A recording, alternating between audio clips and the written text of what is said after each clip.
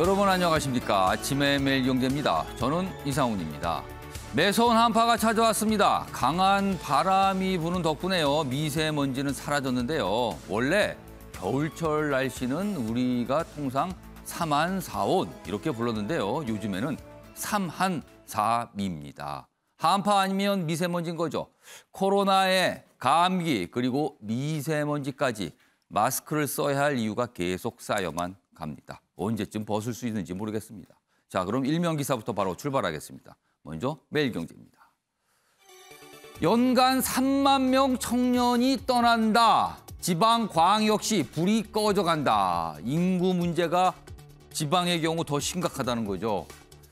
지방이 살아야 나라가 사는데 그렇습니다. 맞는 말입니다. 그런데요. 전통산업 붕괴 그리고 일자리가 유출되고 있다. 창업 혁신 기업마저 서울로 가고 있다는 겁니다. 지금 여기 보시면요. 그래프 좀 소개해드리겠습니다. 5개 광역시의 MZ세대, 그러니까 2030 청년들이에요. 청년들이 얼마나 떠났는지 보면 매년 이만큼씩 3만 명 안팎으로 떠나고 있는 겁니다. 도시. 청년들이 있어야 도시가 뭔가 활기가 차고 뭔가 빛도 나고 그러는 거 아닙니까? 그러나 지금 그렇지 않은 반대로 가고 있는 모습이라는 겁니다. 다음은 한국일보 보겠습니다. 세계인의 깐부된 노배우, 그렇습니다. 수상 소식이 들렸습니다.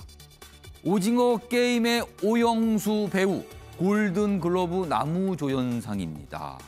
이게 이제 미국에서 주는 상이잖아요. 근데 이 상 그동안 참 잡음과 말이 많았어요. 아카데미상보다 보수적이고요. 미국 중심, 특히 백인 중심 상을 줬다는 그 희상입니다. 그런데 여기서 받은 거거든요. 기생충, 미나리도 막혔던 철옹성을 뚫은 겁니다. 한국 배우 사상 첫 수상인데요. 이른바 K드라마 새 역사를 썼다 이렇게 돼 있습니다. 그래서 뭐 수상 소감도 밝혔는데요. 굉장히 인상적인 얘기를 했습니다. 아침에 매일경제가 방송 중에 집중적으로 좀 다뤄볼 예정입니다. 이번엔 국민일보 보시죠. 혁신 IT 대장주의 추락이다. 카카오입니다. 시가총액이 32조 원이 증발했다. 고점 대비 이렇게나 많이 빠졌다는 거죠. 그동안 여러 가지 잡음이 있었는데. 주식 매도 논란 대표 내정자 사퇴했습니다. 그러니까 스톡옵션 받은 거를 팔았는데 뭐 400억 이상 차익을 남겼다 이런 얘기가 좀 있었죠. 그래서 논란이 됐었는데 결국은 사퇴했고요. 문어발식 쪼개기 상장도 비판을 받았습니다. 4분기 실적 전망도 기대치 밑돌아. 이렇게 되면요.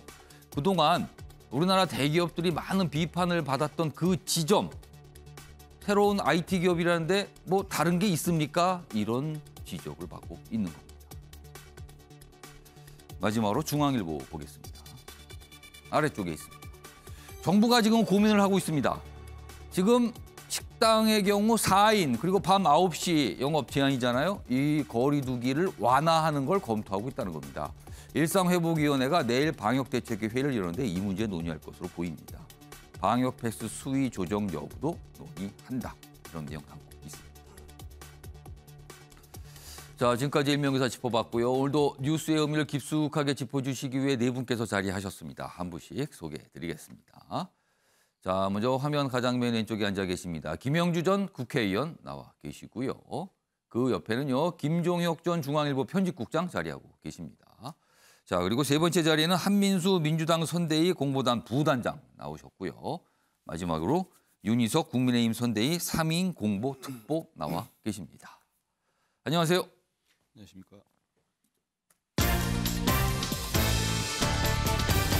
오늘 다룰 주요 이슈들을 네 가지 키워드로 정리했습니다. 아침을 여는 키워드 1월 11일 화요일 순서 준비되어 있습니다.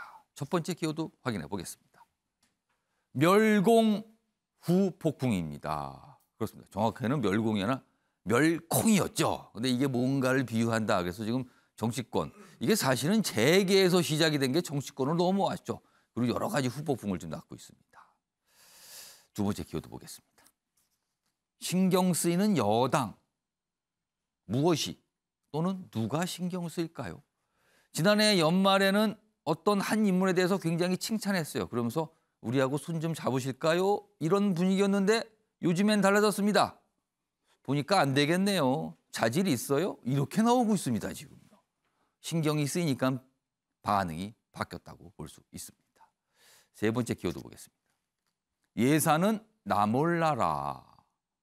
요즘에 거대 여당의 그리고 거대 야당의 후보들 뭔가 공약성 발언, 공약을 내놓고 있거든요. 뭐 굉장히 깨알 공약이라는 평가도 받고 있는데요. 알고 보면은요, 이게 좀 그냥 막 던지는 거 아니냐. 그리고 예산, 뒷감당 이거 준비돼 있습니까? 이런 지적 받고 있습니다. 포퓰리즘 아니냐는 거죠. 다뤄볼 예정입니다. 마지막 키워드는요. 수상소응학입니다. 일면 기사 때 전해드렸죠. 우리나라 배우가 미국의 어떤 시상, 수상을 하게 되는데요. 굉장히 생각을 하게 하는 수상소감을 남겼습니다. 준비되어 있습니다.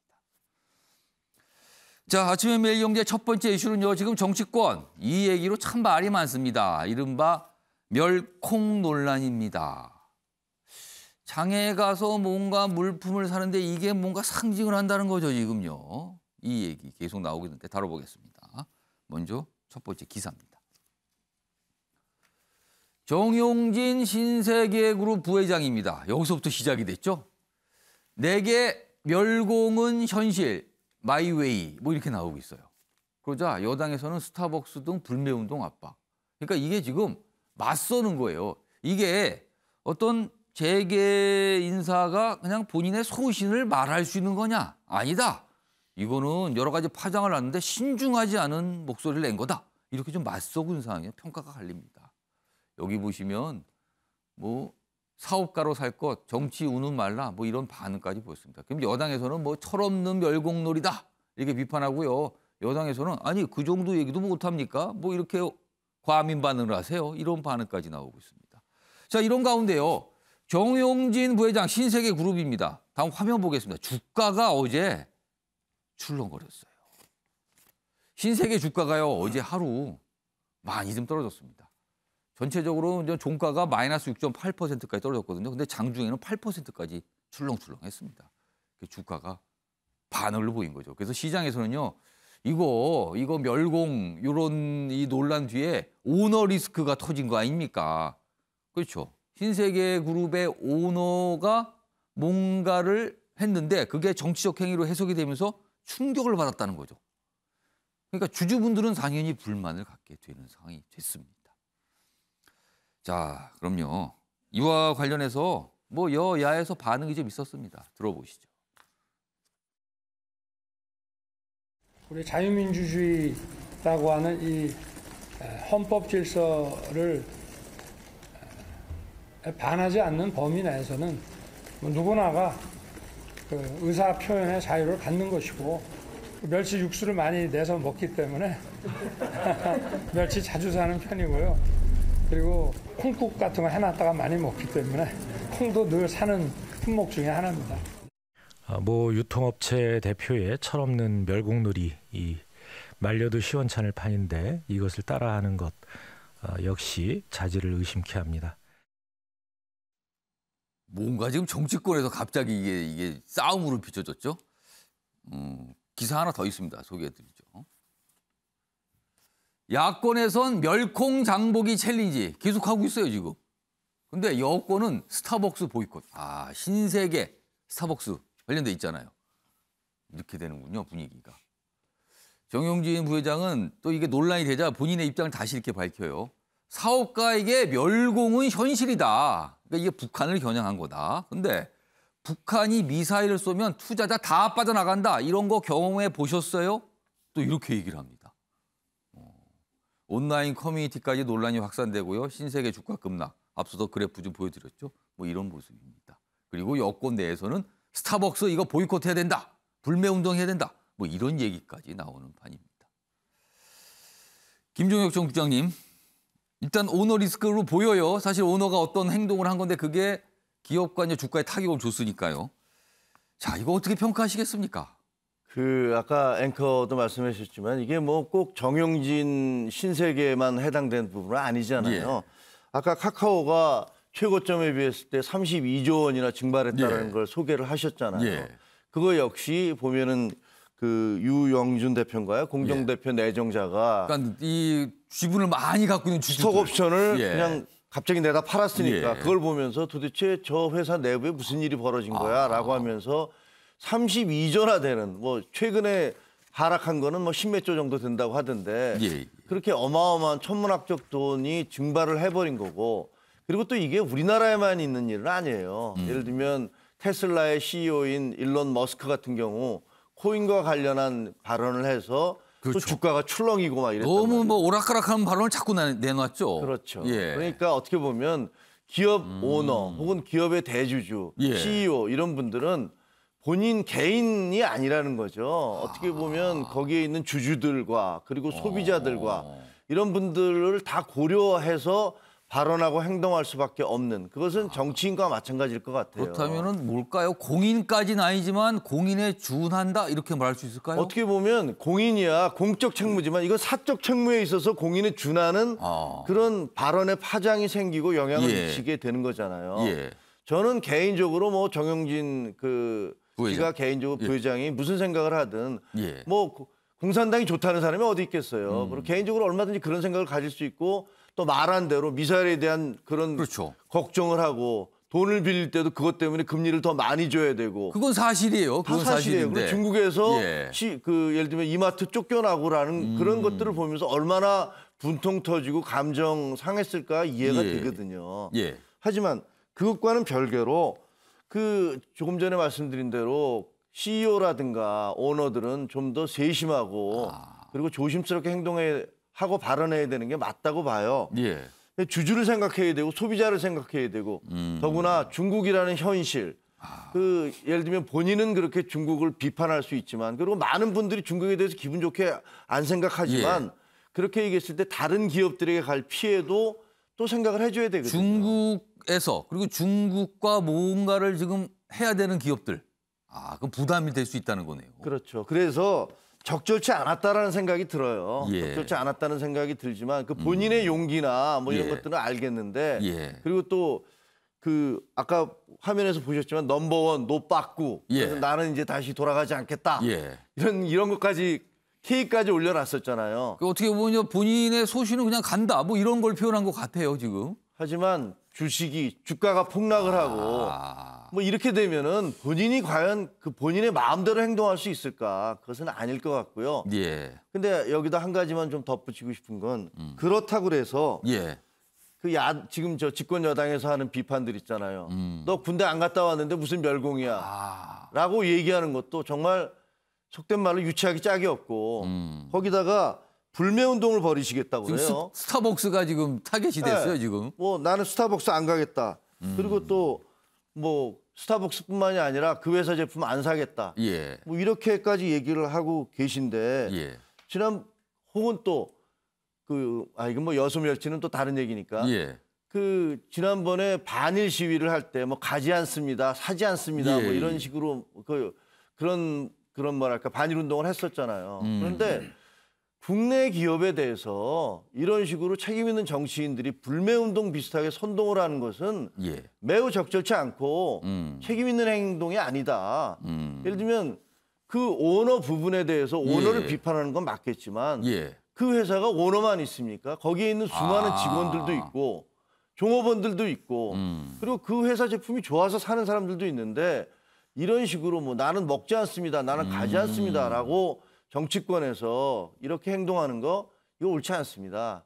그래서 그런 부분들이 적절치 않아요. 그래서 이 부분에 대한 이런 논쟁 빨리 좀 종결되고 예. 그다음에 우리 해야 될 거 많잖아요. 나라에 어려운 일들이 많아요.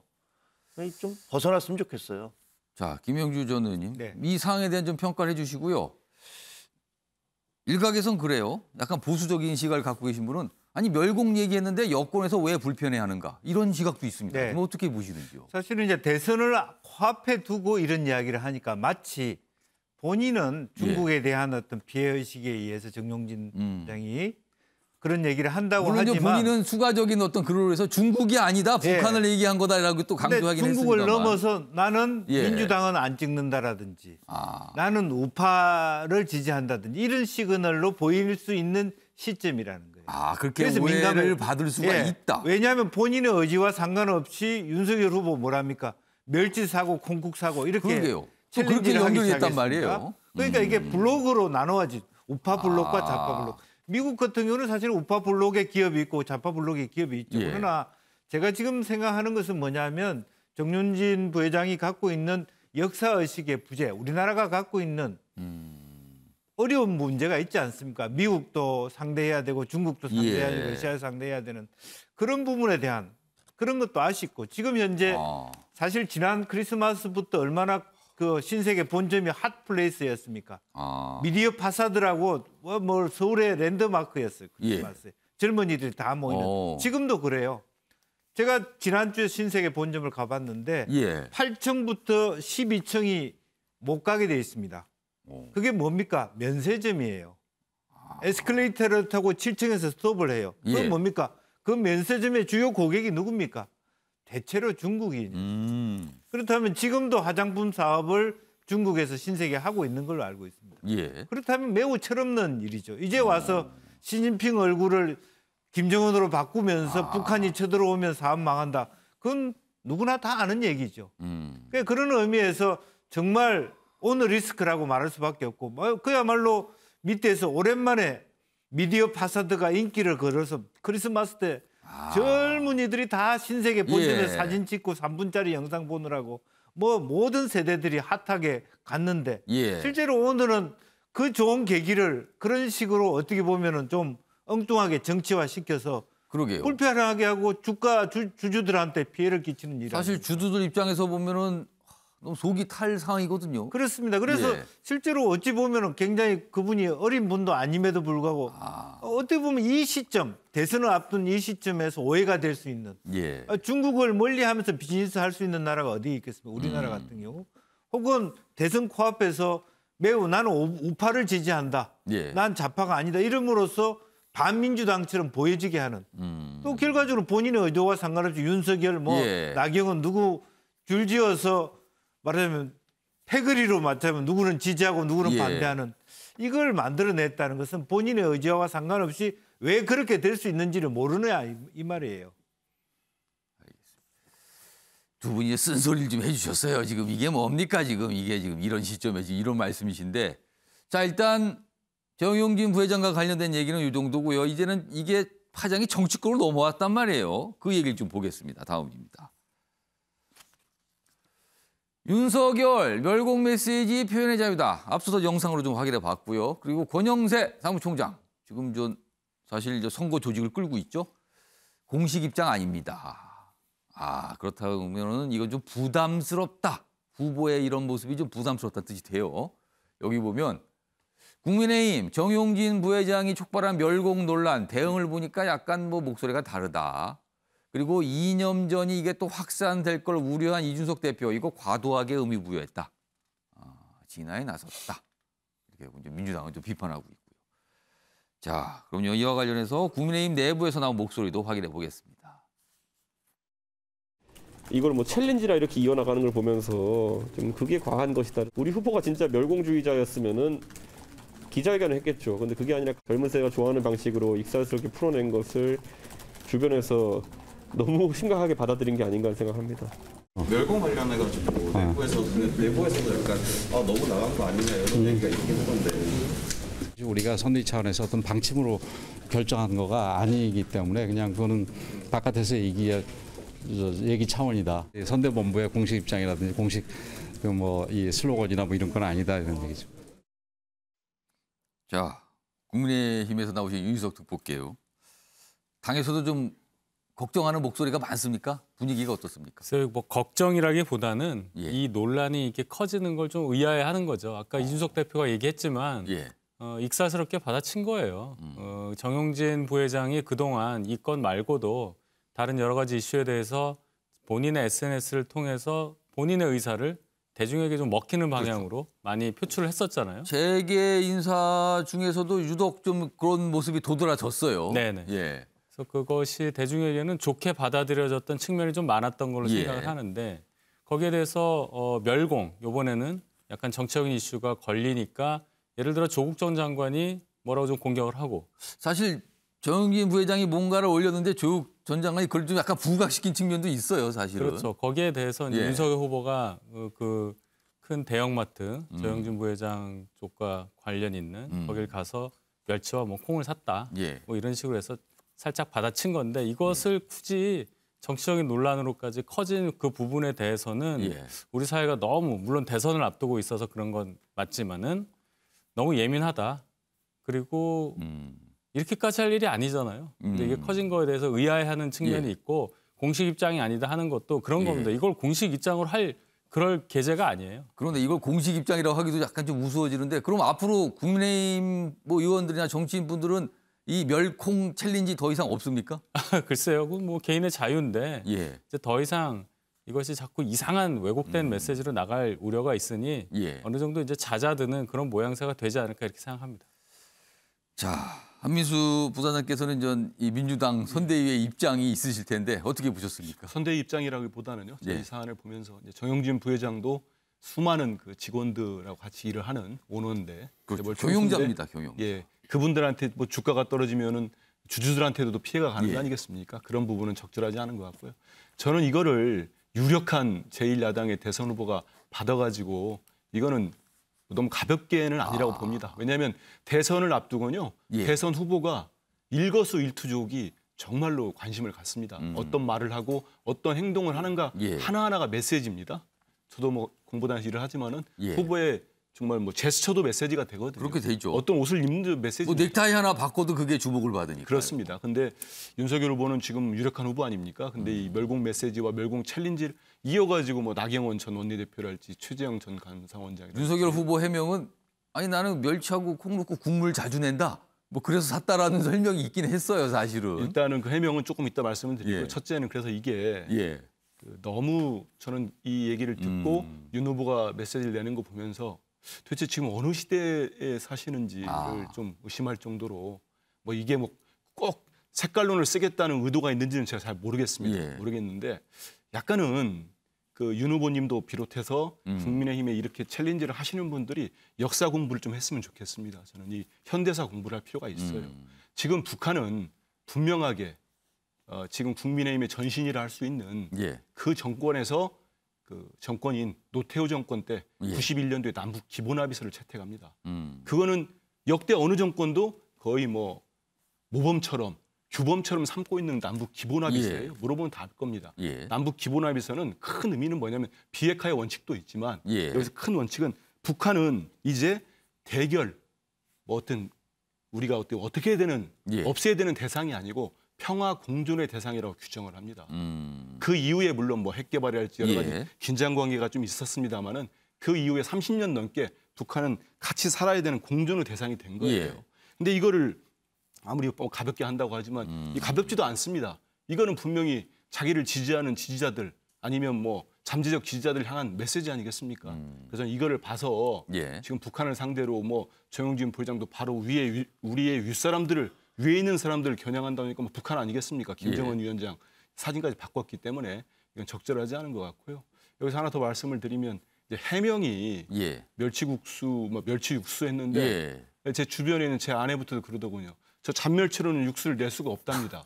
그렇기 그게 때문에 현실이다. 이 모든 거 하나하나를 저는 차라리 윤 후보가 입장을 좀 더 강하게 낸다든지 아니면 나는 이것 때문에 진짜 표현의 자유고 난 여기를 멸공에 대한 메시지를 받아들이는 사람들을 위해서 냈다. 이렇게 하시는 게 맞지.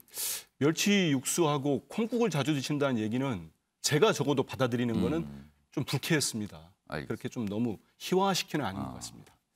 자, 김준혁 전 국장께서 뭔가 좀 반론이 있으신 것 같아요. 발언 기회 드릴게요. 한 1분 정도 시간 드릴게요. 말씀하세요. 그래서 왜냐하면 역사의식에 대해서 말씀하셨으니까 예. 물론 북한과 평화 공존해야 된다는 걸 반대하는 국민이 누가 있겠습니까? 그런데 저는 분명하게 예. 북한의 주민들과 예. 그리고 북한 주민들을 탄압하고 있는 독재자 집단하고는 구별해서 생각해야 된다고 생각을 해요. 예. 분명히 우리 동족이고 평화 공존을 해야 되지만 북한의 독재자들은 자기 주민들을 탄압하고 핵을 만들고 미사일을 쏘면서 예. 계속 세계 평화 그다음에 남북 관계에 있어서 긴장을 고조시키고 있는 그런 사람들이란 말이에요. 예. 거기다 대고 그리고 현실적으로 많은 군대에서 구호가 멸공하면서 예. 그렇게 하는 그렇죠. 군인들도 있어요. 남아 있습니다. 그게 지금. 현실입니다. 예. 그런 현실을 넘어가서 무조건 북한에 대해서 우리는 평화로만 가야 된다라고 주장하는 것은 옳지 않다는 생각이 들고요. 예. 그 진정한 역사의식이라는 것이 과연 그것이 진정한 역사의식인 거에 대해서 저는 한민수 단장님을 상당히 존경하지만 예. 그분에 있어서는 차이가 있고 예. 그다음에 이 부분은 우리가 또 빼놓아서는 안 될 부분이 이 논쟁의 시작이 조국 전 장관으로부터 비롯됐다는 거예요. 예. 자, 예를 들어서 정용진 그 부회장이 뭐 멸공이니 뭐니 이런 걸 쓰는 것 그거 뭐 개인의 얘기인데 이것이 이렇게 전면으로 등장한 것은 그 부분을 뭐 윤석열과 일베놀이라는 식으로 그걸 연결을 시킨 거란 말이에요. 예. 그러면서 그것을 정치적으로 끌고 왔어요. 예. 근데 덜컥 그걸 물은 거예요. 어떻게 보면은. 근데 저는 만약에 윤석열 후보가 예. 이마트점에 간 게 저는 정용진 그 부회장을 지지하기 위해서 간 거라고 생각을 해요. 예. 그럼 솔직하게 얘기했으면 좋았다고 생각을 해요. 아. 다른 게 아니라 조국 씨가 그렇게 얘기를 하는데 나는 그 생각이 틀렸다고 생각해서 예. 나는 지지하기 위해서 여기서 장을 보겠다라고 얘기를 하는 게 훨씬 더 솔직하고 이렇게 하면서 달파 멸콩놀이가 아니라 그 정도 수준으로 갔으면 오히려 더 나았을 것 같다는 생각은 들어요. 자, 한민수 부회장께서도 좀 발언 기회 좀 제가 하셨어요. 간단하게 예, 하겠습니다. 말씀하세요. 예, 우리 김종혁 국장님 말씀대로 차라리 윤 후보가 뭐 제 아들도 전방에서 근무하면서 멸공 뭐 하는 부대에 있었습니다. 구호를 외치는. 그러면 차라리 윤 후보가 군인들도 많이 쓰니까 나는 군대 안 갔다 왔지만 멸공 메시지 내고 싶다. 이렇게 말씀하시면 좋고요. 만약에 윤 후보가 집권하면은 그러면 북한 정권하고 어떤 식의 대화를 하고 그들과 협력을 이끌어내겠습니까? 지금 집권을 하겠다고 나왔고 유력한 후보 중에 한 분 아니겠습니까? 예. 노태우 정권뿐만 아니고요. 그 이후로 모든 정권이 북한과는 정상회담을 하려고 했고 예. 실제 정상회담도 했고요. 이후에 계속 화해와 협력의 상대로 삼아왔습니다. 예. 그렇기 때문에 이게 뭐 가볍게 넘어갈 문제는 아닌 것 같은데요. 좀 적절한 메시지는 대선 후보의 메시지는 정말 중요합니다. 예. 일거수일투족이 다 모든 국민이 보고 있기 때문에 조금 신중하게 하는 게 좋지 않겠나 이런 생각이 듭니다. 멸콩.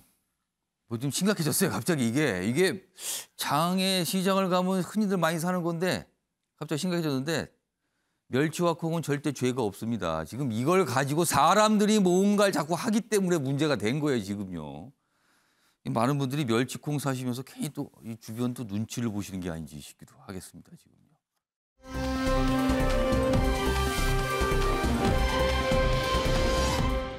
자, 이번에는요. 대선 후보들이 내놓은 공약 중에 공통된 것이 최근에 생겼어요. 병사 월급 200만 원 공약입니다. 그런데 이게 생각해 볼 지점들이 곳곳에 있습니다. 먼저 기사로 하나 준비했습니다. 보시죠. 이재명에 이어서 윤석열도 꺼낸 병사 월급 200만 원. 근데요, 이 기사는 이렇게 보고 있어요. 예산 안 따진 포퓰리즘 논란이 벌어지고 있다. 예산은 뭐 확보하셨어요? 계산 다 끝내셨습니까? 이렇게 물어보는 겁니다. 왜 그런가 하면 올해 병장 기준으로 보면 월급이 67만 원인데 200만 원이면 3배예요. 그러면 이게 최저임금 조금 넘는 수준 될 거거든요. 그럼 갑자기 이렇게 많은 사병을 올릴 수가 있는가? 그리고요. 사병의 월급이 이렇게 많이 오르면 부사관이나 장교를 어떻게 되냐는 거죠. 역시 연세 인상 이거 불가피한 거 아닙니까? 그렇다면 돈이 눈덩이다라는 거죠. 그러자 이렇게 나옵니다. 이거 선심성 공약이군요. 아니다. 군 사기 진작을 위해서 필요하다. 현실적인 이유가 있다. 또 이렇게 맞서죠. 그런데 전문가들 보기에는 재원 고민은 부족해 보입니다. 이렇게 좀 지적을 하고 있습니다. 사실 이 군 월급으로 지급되는 돈, 경직성 경비라고 그러죠. 우리나라 국방비가 많지만요. 상당 부분이 이 돈으로 들어가는 거거든요. 그럼 이게 얼마나 커지겠느냐. 좀 이런 지적입니다. 자, 오늘 여야 선대위에서 두 분 나오셨어요. 먼저 윤희석 특보께요. 지난해 민주당에서 이 공약이 나왔어요. 먼저. 그때 국민의힘에서는 굉장히 비판적으로 입장을 보였어요. 그런데 윤석열 후보가 SNS상에 딱 7글자 쓰면서 이게 분위기가 바뀐 거예요. 그리고 그 이후에 국민의힘에서는 이걸 뒷받침하는 주장들을 계속 내놓고 있습니다. 갑자기 바뀐, 즉흥적으로 바뀐 겁니까? 이거 어떻게 설명하시겠습니까? 갑자기 바뀐 게 아니고 10월 달에도 예. 이 같은 공약을 한번 발표한 적이 있고요. 문제되는 거는 결론적으로는 재원 얘기일 겁니다. 예. 근데 야당이기 때문에 할 수 있는 말이 있어요. 2017년도 우리 예산이 딱 400조 정도 됩니다. 예. 근데 올해 22년 5년 지나니까 600조가 넘었어요. 예. 50% 이상 늘었고 200조가 늘었습니다. 근데 지금 저 정도 올리고 부사관 월급까지 올린다고 하면 아마 한 10조 정도 추가 예산이 소요될 10조. 걸로 생각이 되는데 예. 세출 구조를 더 정교하게 짠다면 충분히 감당이 가능한 금액이라고 판단을 한 겁니다. 지난 문재인 정권 집권 동안에 썼었던 예. 그 국가 부채 늘어난 분 그리고 예산이 지금 이렇게 많이 늘어난 부분 이런 걸 따져볼 때 굉장히 방만하게 정부 운영했다 이렇게 볼 수밖에 없지 않습니까? 예. 그런 차원에서 지금 말하는 재원 마련 부분이 특정하게 어떤 세금을 더 걷거나 예. 하는 건 아닐지라도 나가는 부분, 돈이 나가는 부분 세출 구조를 잘 함으로써 이 정도 금액 정도는 커버할 수 있다 이런 판단이고요. 예. 이 목적도 그래요. 이 사기 진작도 좋은데 예. 우리 젊은 분들이 군대를 가거나 하는 기간 동안에 2년 가까이 뭔가 사회 활동이 중지되고 예. 그리고 나와서 생각을 해보면 본인이 예를 들어 학교를 다니고 있었다면 학자금 갚아야 되고 결혼도 해야 되고 뭐 취업도 해야 되고 뭐 예. 집도 사야 되고 하는데 뭐 근거가 되는 자산 전혀 마련할 기회가 없잖아요. 예. 그런 차원에서 지금 접근을 하는 건데 예. 결국은 예산 말씀하시지만 야당 입장에서 말씀드릴 부분이 충분히 있다. 그리고 갑자기 바뀐 건 아니다. 이렇게 우선 말씀드립니다. 혹시 20대 남성, 사실 20대 남성이 군대 가는 거잖아요. 20대 남성을 겨냥했다. 이렇게 보는 시각에 대해서는 어떻게 보시겠습니까? 20대 남성을 꼭 타겟으로 한 게 아니라 예. 지금 군에 가서 묶여서 2년 가까이 되는 시간을 국가를 위해서 본인의 개인적인 뭔가에 대한 예. 제약을 받는 사람들 그 부분이야 말씀하신 대로 그럼 거기에 대해서 충분히 얘기를 해야 되고 그분과 같이 앞으로 결혼을 하거나 예. 같이 갈 사람들은 또 20대 여성 뭐 나이에 관계 없겠지만 어쨌든 여성도 똑같이 예. 해당되는 거라고 생각을 합니다. 꼭 이대남만을 겨냥한 얘기라고 보시지 말아주셨으면. 윤희숙 특보께서 오늘 준비를 많이 해갖고 오셔서 내가 미리 지금 질문 드렸거든요. 앞으로 그 질문 드릴 테니까 설명 좀 해주세요 했는데 여러 가지 이제 근거를 찾아서 이제 말씀해 주셨어요. 자, 뭐 어차피 여당에서도 나왔으니까 똑같습니다. 한민수 부장께도 질문 드릴게요. 예산은 어떻게 확보하시겠습니까, 이거? 이제 이 공약이 지난달 벌써 작년이 됐군요. 예. 24일 날 이제 이재명 후보가 국방 분야 5대 공약을 내면서 이제 장병들의 복무 여건을 개선하는 예. 그 항목 중에 하나 들어 있습니다. 이 부분이 있는데요. 이 문제는 우리 윤 특보님도 말씀하셨지만 이렇게 접근했으면 좋겠습니다. 우리 20대 초반이죠, 초중반 젊은 예. 청년들이 이 2년 가까운 시간을 나라를 위해서 희생하는 거 아니겠습니까? 이 부분은 이제 우리 후보가 전국민 재난지원금 얘기도 하는 것처럼 같은 시각으로 본다면 그 나라와 우리 공동체를 위해서 특별한 희생과 기여를 하면은 예. 거기에 따른 적절한 보상이 필요하다는 측면이 예. 있는 것 같습니다. 그리고 이 발표에서 200만 원은요, 당장 이게 올해 집권하시고 바로 하겠다는 그런 게 아니고 예. 2027년까지 예. 단계적, 순차적으로 하겠다는 겁니다. 그리고 여기서 핵심은 이제 그 선택적 모병제 공약과도 연계되어 있습니다. 예. 30만 명의 징집병 중에 15만 명으로 일반 병사들은 15만 명 규모로 낮추는 거거든요. 예. 그래서 순차적으로 200만 원까지 병장의 월급을 맞추겠다는 거기 때문에요.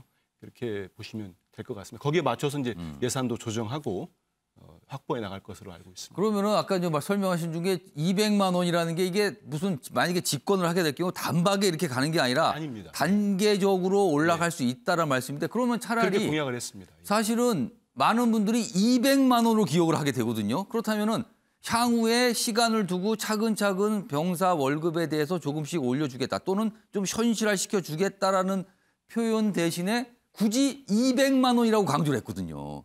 이거는 저희가 이걸 가지고 이제 언론이나 전문가들은 이러니까 포퓰리즘이라는 소리 듣는 거다라는 지적을 하거든요. 그건 어떻게 보십니까? 그렇지는 않고요. 예. 저희가 그날 공약 발표한 현장에도 저도 있었습니다. 예. 근데 후보께서 2027년까지 또 전문가들이 쭉 그에 대한 설명을 했고 2027년까지 단계적으로 올린다는 얘기를 했고요. 예. 그다음에 이제 민주당에서 이제 당에서 선대위에서 윤석열 후보 200만 원 공약 발표한 다음에 바로 이제 환영하는 논평을 낸 거는 이 좋은 공약이고 말 그대로 장병들에게 아니 병사들에게 필요한 공약이면은 여야 가리지 않고 그거는 가져다 써도 된다 그런 입장을 낸 것입니다. 이거 뭐 거대 여당의 두 후보가 다 똑같이 약속을 했으니 이거 뭐 실현되는 것 같은데요. 김영주 전 의원님하고 김정혁 국장님께 짧게 제가 시간 좀 드리고요. 평가 좀 해달라고 질문 드릴게요. 먼저 김영주 전 의원님. 어쨌든 인구학적으로 지금 이제 북한의 그 군대에 맞서서 50만 군대를 유지해야 되는데 현실적으로 국방부 자체에서도 앞으로는 30만 명을 모으기도 힘들다.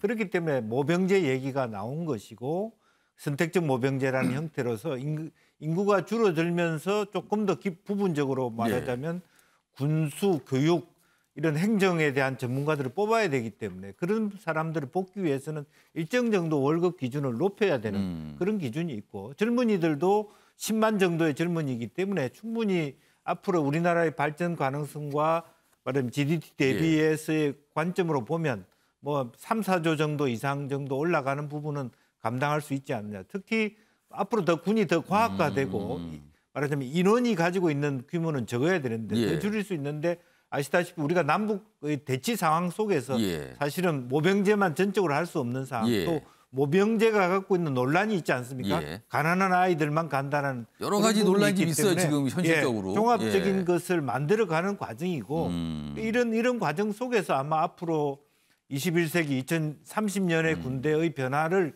이런 식으로 가기 위해서는 불가피하게 이와 같은 어떤 말하자면 인건비의 재조정 이런 것들이 있어야 된다고 저는 보여집니다. 자, 김정혁 전 국장님. 저는 잘못된 공약이라고 생각을 합니다. 왜냐하면 저희가 5년 전을 한번 생각해 보세요. 5년 전에 대선 때 뭐라고 그랬냐면 최저임금 10,000원을 만들어주겠다고 주장을 했고 모든 후보들이 거기에 동의를 했어요. 그렇습니다. 그다음에 어떤 부작용이 벌어졌죠? 그 정권이 집권한 다음에 16.1%의 최저임금을 올려서 한마디로 난리가 났어요. 그래서 소상공인들은 못 살겠다고 뭐 폐업하겠다고 그러고 그다음에 청년 알바 다 해고돼 갖고 일자리 줄어들고 그런 부작용이 있었어요. 이게 경제 사정을 따지지 않고 이재명 후보 주가 5,000을 만들어주겠다. 아니 어떻게 이렇게 숫자로 과거에 무슨 이명박 정부 때 747 공약 이런 게 생각나는데 어떤 특정의 숫자를 정해놓은 다음에 거기에 맞춰서 끌어가겠다라는 것은 사실은 국민들이 거기에 그런 주장은 옳지 않다고 생각하고요. 그 경제 상황이 어떻게 될지 국제 경제가 어떻게 될지 이런 것들을 따져가면서 큰 틀의 얘기를 하는 게 아니라 얼마 줄게 뭘 어떻게 해줄게라고 얘기하는 것들은 그거는 저는 또다시 그 5년 전에 최저임금 1만 원 공약과 마찬가지의 그런 전철을 되풀이하는 것이다라고 생각을 해서 더 신중하게 생각하셔야 된다 이런 생각을 합니다. 일단 거대 정당의 후보 두 분이 이 얘기를 공통적으로 꺼냈어요. 그러니까 이게 뭔가 이제 화두가 됐죠. 반면에 작은 정당의 후보들은 비판도 하고 있습니다. 이 부분에 대해서. 자, 지금부터는요. 작은 정당의 후보 중에 한 분인데 최근에 굉장히 주목을 받고 계신 분이 있습니다. 안철수 국민의당 후보 얘기입니다. 오늘 기사 몇 가지 준비되어 있는데요. 먼저 첫 번째 보시죠. 이재명은 때리고 윤석열은 견제구. 결국은 둘 다 뭔가를 던지고 있어요. 근데 여기는 좀 강도가 다르다는 뜻으로 보입니다. 때리는 거와 견제구는 좀 달라요. 태풍의 눈이 된 안철수 투트랙으로 가고 있다. 투트랙 공세다. 그러니까 이재명 후보의 탈모약 공약 등은 강하게 공격하고 있어요. 그래서 내가 바로 이재명의 맞상대다. 이걸 부각시키려는 것 같다고는 거죠. 반면에 윤석열 후보가 역시 내놓은 병사 월급 200만 원은 비판하지만 수위 조절을 하는 듯한 분위기입니다. 뭔가. 그러면 향후에 단일화? 이런 걸 고려한 거 아니냐라고 이 기사는 해석하고 있습니다. 물론 안철수 후보나 안철수 후보 쪽에서는 단일화 얘기하면 펄쩍 뜁니다. 아니라고. 그러나 분위기는 느껴진다는 거죠. 자, 그럼요. 이와 관련해서 한쪽은 때리고 한쪽은 견제고 이렇게 설명이 됐는데 안철수 후보가 무엇이라고 얘기한 건지 영상으로 확인해 보겠습니다. 표받으려 막 내지르면 암 환자, 치매, 난치병, 기타 중증으로 고통받고 시달리는 환자와 그 가족분들은 어떻게 대처해야 합니까? 이런 것이 바로 임기 동안 해먹고 튀면 그만이라는 전형적인 먹튀 정권의 모습입니다. 아무리 표가 급해도 나라 돈을, 국민 혈세를 문재인 정권 시즌2 제작비로 쓰려 한다면 정권 교체를 바라는 국민들께서 절대 용납하지 않으실 것이라는 것을 명심하시기 바랍니다. 지금 부사관 월급이 얼마인지 아십니까? 200만 원이 안 됩니다. 그 부사관 월급 또는 장교의 월급은 어떻게 할 건지에 대해서 말씀을 해주셔야 되는 것 아니겠습니까? 확실히 분위기가 다르네요. 하나는 회의에 앞서서 준비해온 발언을 한 거고요. 하나는 질문을 받고 그냥 가볍게 얘기한 듯한 분위기도 느껴집니다. 자, 이런 가운데요. 민주당이 뭔가 신경을 쓰인다 이런 분위기가 느껴집니다. 다음 기사 보겠습니다. 안철수 견제에 나선 민주당 윤석열 아바타냐. 아바타냐. 많이 들어봤던 얘기인데 다시 나왔어요. 여당 여전히 새 정치는 없고 간보기와 말바꾸기 철수뿐. 간보기 또 나왔네요 여기. 과거에 있었던 표현인데. 근데 안철수 후보가 반박을 해요. 내가 뜨니까 치졸한 네거티브 시작했다. 또 이렇게 반박합니다. 자, 그러면 여당에서 나온 이야기 안철수 후보의 반박 같이 묶었습니다. 보시죠. 안철수 후보가 MB 아바타를 넘어 윤석열 아바타라는 이야기가 나옵니다. 국민의 힘에도 국민의 당에도 국민은 없습니다. 안철수 정치엔 여전히 새 정치가 없고 간보기와 말바꾸기와 습관 같은 철수만 있을 뿐입니다.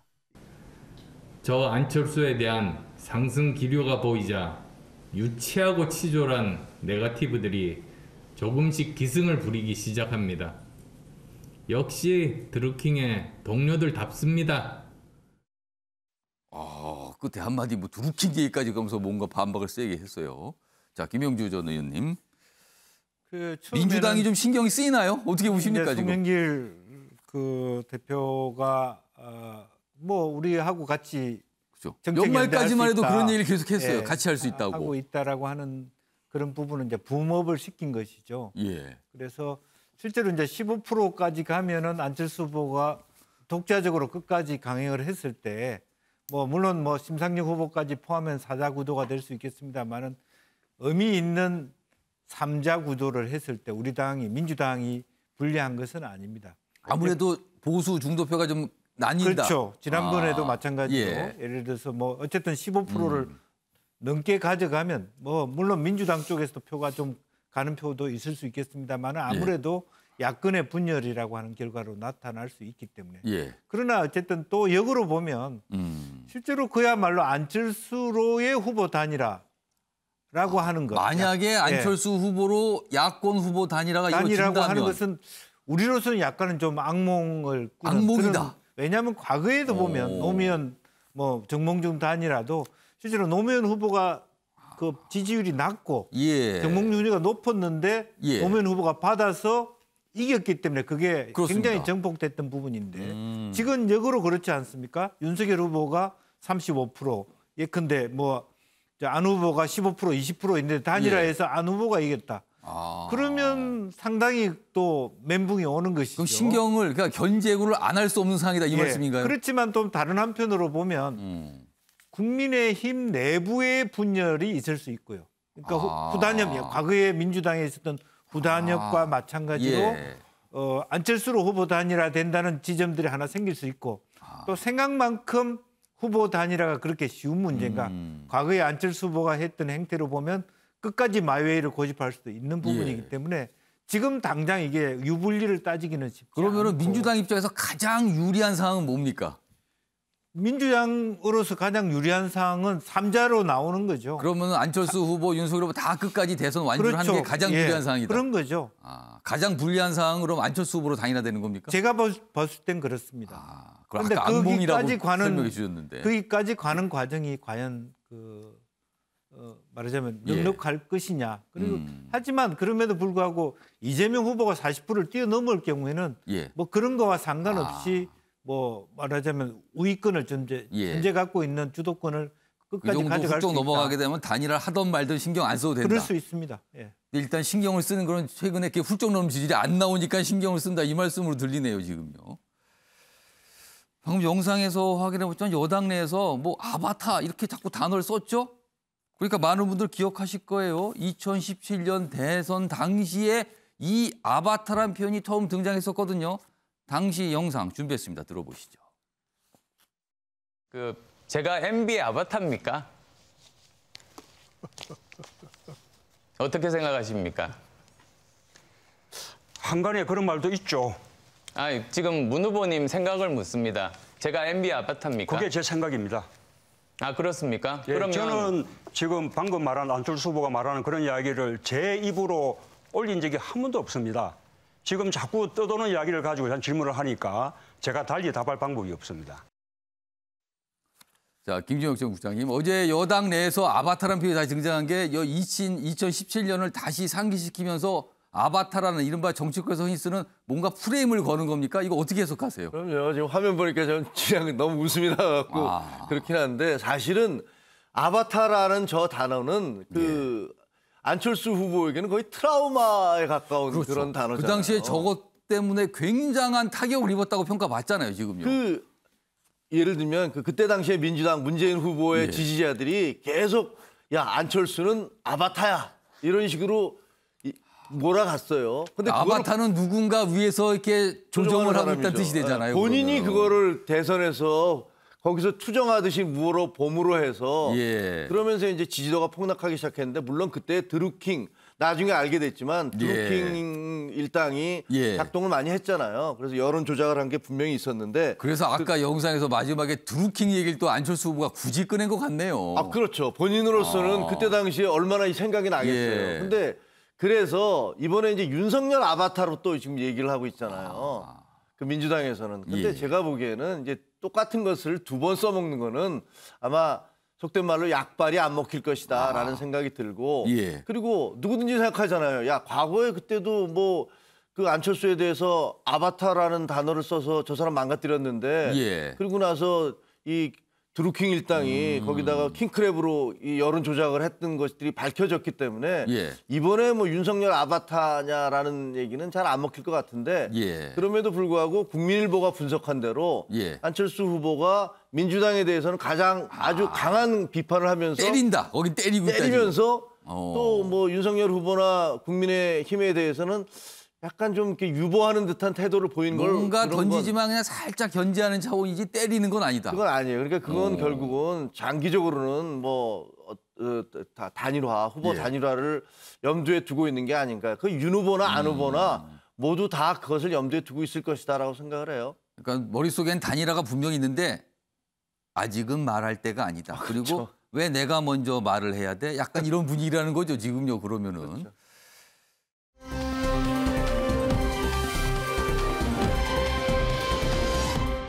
단일화 얘기 본격적으로 해보겠습니다. 오늘 인터뷰도 있어요. 안철수 후보의 인터뷰 기사부터 먼저 좀 소개해드리겠습니다.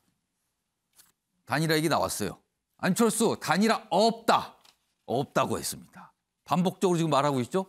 내가 나가야 이긴다. 이거 완주? 그러니까 단일화가 없는데 본인이 나가야 이긴다. 이거 완주네요. 그러면 뜻은. 2012년에 문재인 대통령에게 양보한 거 가장 후회한다. 그럼 양보도 없다. 이런 거네요. 단일화도 없고 뭐 사퇴해서 누구 지지한다 이런 것도 없다는 뜻이 됩니다. 2012년 얘기까지 있고 그랬습니다. 자, 이와 관련해서요. 국민의당 내에서 나온 목소리가 있습니다. 들어보겠습니다.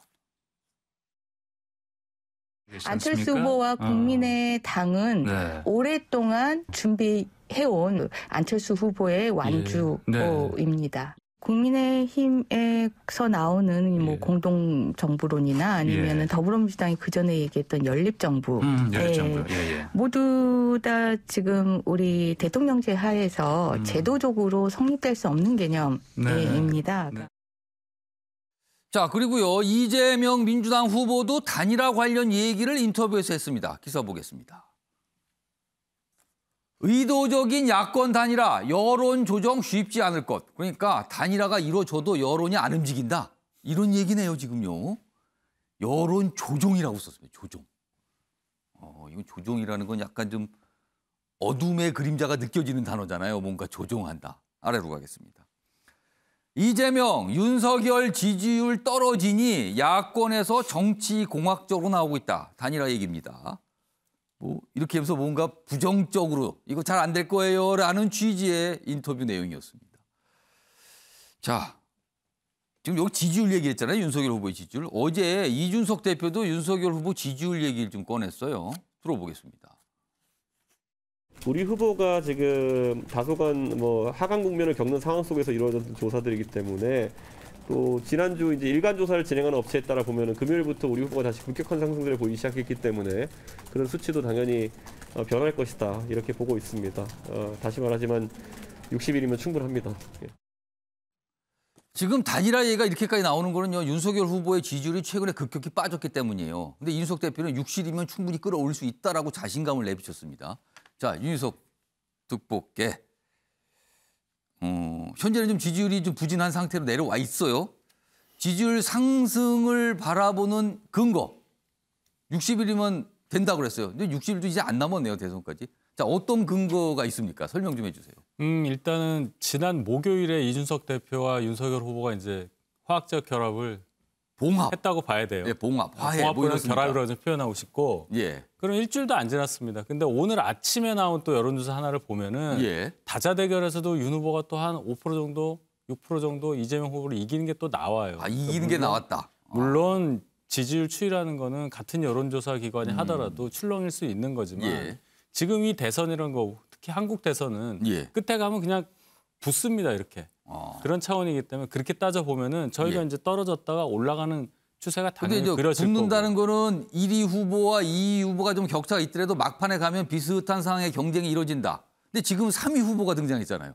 단일화 얘기 계속 하셨는데 예. 단일화도 마찬가지입니다. 우리가 단일화를 통한 대통령 당선자가 바뀌는 결과를 20년 전에 이미 경험을 했었고 예. 또 불과 1년 전, 1년도 안 된 그 전에 우리가 서울시장 선거, 보궐선거를 통해서 예. 또 안철수 후보와 저희 당 후보 오세훈 후보가 예. 또 단일화하지 않았습니까? 그러니까 여러 가지 상황이 벌어지는데 예. 저희 후보 윤석열 후보의 지지율 상승 부분만 집중해서 말씀을 드리자면 예. 최근의 행보가 상당히 빠르잖아요.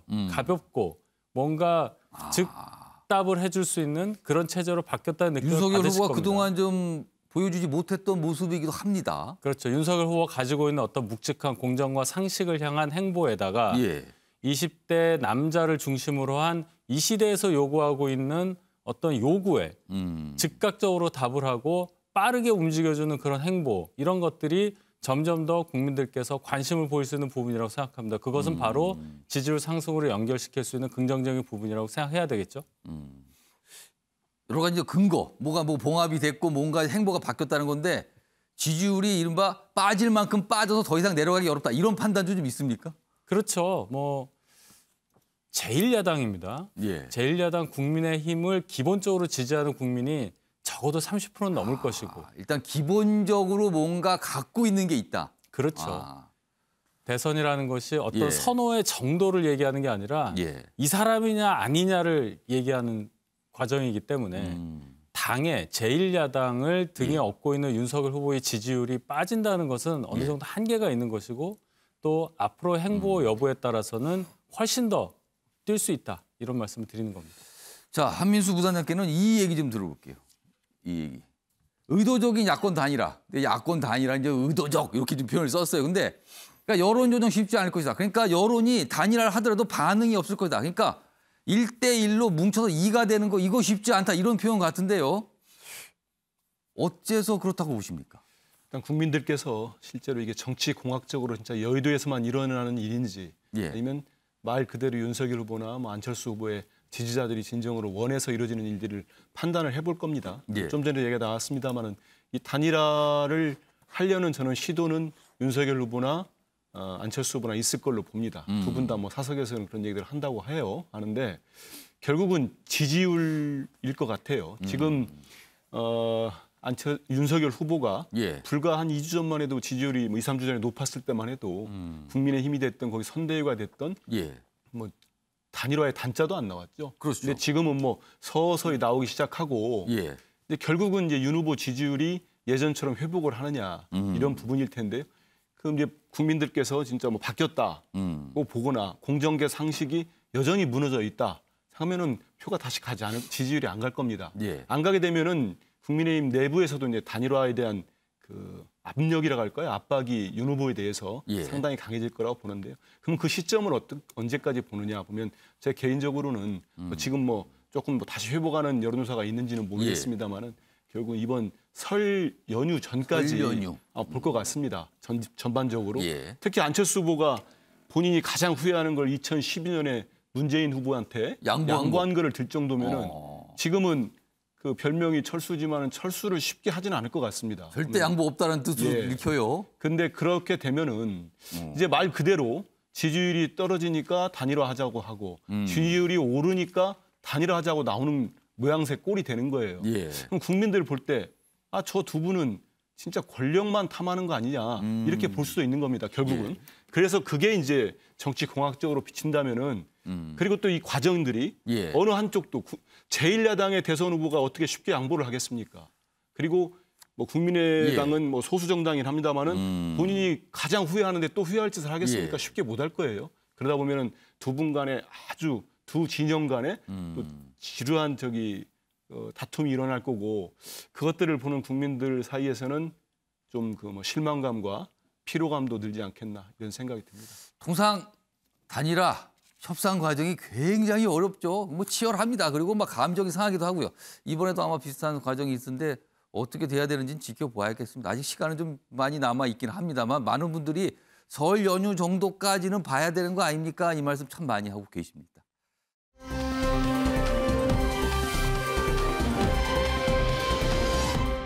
자, 정치권 기사 이 정도로 마무리하고요. 다음은요. 수상 소식입니다. 일명 기사 때 좀 전해드렸죠. 그 내용 좀 다시 좀 보겠습니다.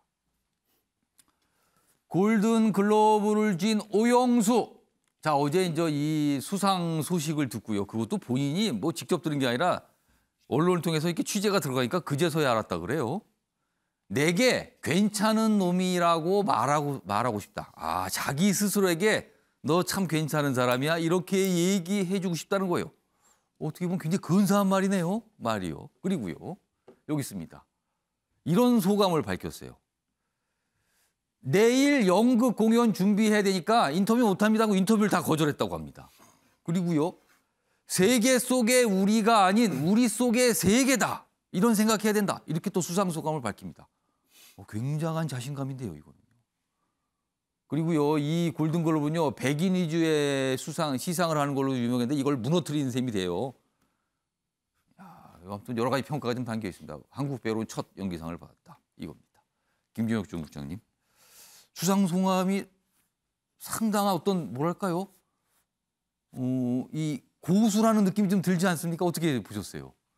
그냥 그런 걸 떠나서 저는 그냥 오영수 씨가 수상을 했다는 얘기를 듣고 가슴이 뭉클하더라고요. 왜냐하면 저분이 그렇게 뭐 유명한 오징어 게임 이전에는 그렇게 유명한 배우도 아니었고. 그렇습니다. 그리고 많은 돈을 번 분도 아니에요. 예. 연극계에서 평생을 그냥 열심히 연극을 하면서 살아온 분이란 말이에요. 그리고 연세가 지금 80에 가깝거든요. 78세인가 그렇잖아요. 예. 그러니까 78입니다, 지금요. 예. 이분이 한평생 저렇게 자기 길을 한눈 팔지 않고 열심히 살아왔던 분에게 결국은 한 번에 뭐랄까 그 선물이 주어지는구나. 선물. 그러니까 본인도 그랬잖아요. 내게 괜찮은 놈이라 말하고 싶다라는 저 표현에서 저는 굉장히 가슴이 뭉클을 했어요. 그리고 좀 이게 1944년부터 시작했던 저 골든글러브에서 정말 우리는 한 번도 문을 두드려 보지도 못했던 것을 저분이 78세의 저 배우가 그걸 돌파해냈잖아요. 몇 년 전만 해도 남의 나라 배우들, 다른 배우들이 받는 것만 우리가 보도를 했어요. 그러니까요. 그런 것들을 보면서 근데 이 오영수 배우의 삶이라는 게 이 지하철을 타고 다니면서 3시간 동안 지하철을 타고 다니면서 지하철에서 대본을 외우고 아침마다 평행봉으로 저 노인께서 체력 관리를 하시고 평행봉을 하면서 하는 그 모습을 상상만 해봐도 야, 자기 삶을 얼마나 정말 열심히 사는가 이런 생각을 하게 되잖아요. 주변에서 조미료 없는 연기자다. 이런 말을 계속 해왔어요. 그런 얘기를 들을 때마다 참으로 존경스럽고 그리고 이 오징어 게임으로 유명해졌는데 그래서 뭐 깐부가 이제 유행어가 전 세계 유행어가 됐잖아요. 그랬더니 뭐 그 이름과 같은 어떤 회사에서 광고를 하자고 그랬더니 안 하셨죠? 난 그거 못 하겠다고 그랬고. 그다음에 무슨 시상식도 아니 나는 지금 내일 공연을 가야 되니까 인터뷰도 못 하겠다. 이렇게 얘기를 하는 거 보면 어떤 자기 나름대로의 목표를 정해서 한 곳에 매진하면서 살아왔던 그런 삶의 한 전형을 보는 것 같아서 매우 존경스럽고 그리고 뭐랄까 감동적이고 자랑스럽고 그렇습니다. 이 골든글러브라는 게 그동안 논란이 참 많았어요. 그렇지만 권위 있는 상은 맞거든요. 그리고 대단한 수상이거든요. 이거는요 마음껏 좀 박수를 보내야 되지 않을까 싶습니다. 자, 다음 기사 보겠습니다. 제목이 눈길을 좀 잡는데요. 노인과 바다만 남은 부산. 이게 무슨 소리입니까? 부산이 왜 노인과 바다만 남았다는 거죠? 학생 숫자 8년 뒤에는 인천에 역전될 판이다. 뭔가 젊은 인구가 줄어들고 있다는 거예요. 대표적으로 부산이라는 겁니다, 지금요.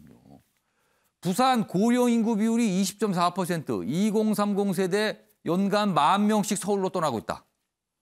대구 역시 초고령사의 눈앞에 있다. 학력 인구 급감 추세 심각하다는 거죠. 김영주 전원님. 네. 이게 하루 이틀 얘기가 아닌데 이렇게 보니까 정말 심각하게 보이네요. 또. 그렇습니다. 지금 현재 뭐 65세 이상 비율이 20%가 되고 현재 부산 인구가 335만 명 정도 되는데 68만 명이 노령 인구입니다.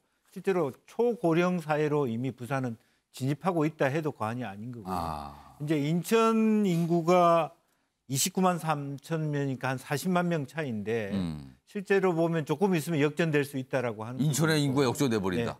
네. 가장 가슴 아픈 것은 과거에 저도 부산에서 초중고등학교를 나왔습니다만은 부산대학교의 수준이 과거의 연고대 수준의 지금까지 지방에 있는 거점 대학들이 있는데 과거에 비해서 위상이 낮았다는 그런 거네요. 수준이죠. 그런데 지금 뭐 부산대학교를 폄훼한다는 뜻이 아니라 기본적으로 다 이제 수도권으로 몰리다 보니까 서울에 있는 말하자면 중위권 대학 수준으로밖에 안 되는 부산 지역 뭐 국립대학교의 수준이 이제 그런 측면이 있습니다. 그러다 보니까 실제로 실력 있는 사람들이 뭐 서울로 왔고 또 뭐 블록체인 특구를 했습니다만은 그것이 실제적으로 국민 시민이라든지 공무원이라 이런 것들이 발빠르게 움직이지 않음으로 인해서 또 그것이 그 결과를 나타내지 못하고 있기 때문에 다시 한번 전체적으로 말하자면 다음 대선 이후에는 그야말로 또 균형 발전이라고 하는 막연한 어떤 측면이 아니라 각 지역이 갖고 있는 핵심적인 강점을 최대화하는 극대화하는 그런 어떤 뭐 특단의 대책이 있어야 되지 않냐 그렇게 생각이 듭니다. 단적으로 우리나라가 지역 균형 이런 게 얼마나 좀 무너졌는가.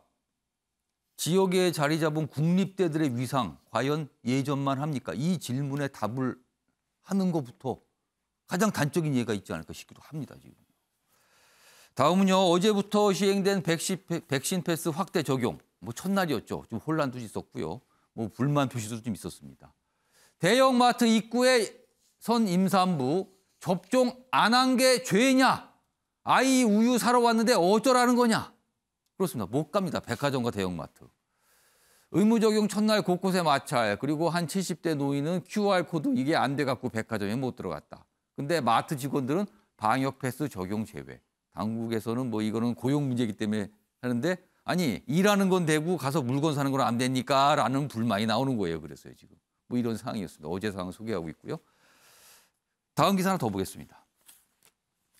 미국도 비슷한 걸 경험을 했는데 미국은 매장 고객 수는 제한했지만 전면 봉쇄 때도 대형마트는 안 닫았다. 근데 우리는 지금 못 가게 하는 거잖아요. 그러니까 미접종자가 들어갈 수 있게 다만 숫자 제한을 했다는 거죠.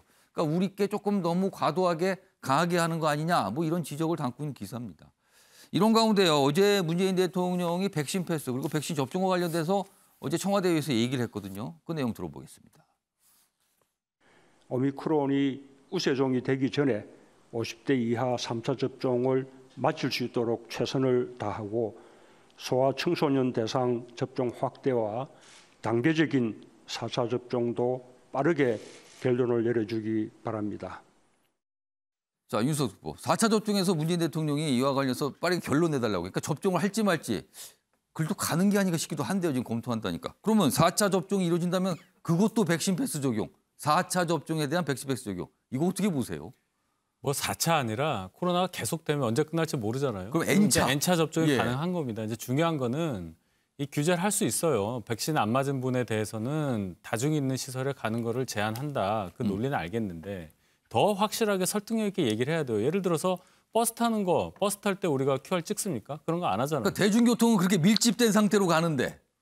그렇죠. 지금도 대형마트 일하는 분들에 대해서는 규제를 안 하고 사러 가는 사람한테만 한다. 이거를 납득을 못 하는 거예요, 과학적으로. 그러니까 그런 설득력 있는 뭔가를 줘야 이걸 따르는 것이지 그냥 예. 무작정 규제를 한다고 해서 사람들이 따르겠습니까, 요즘 세상에.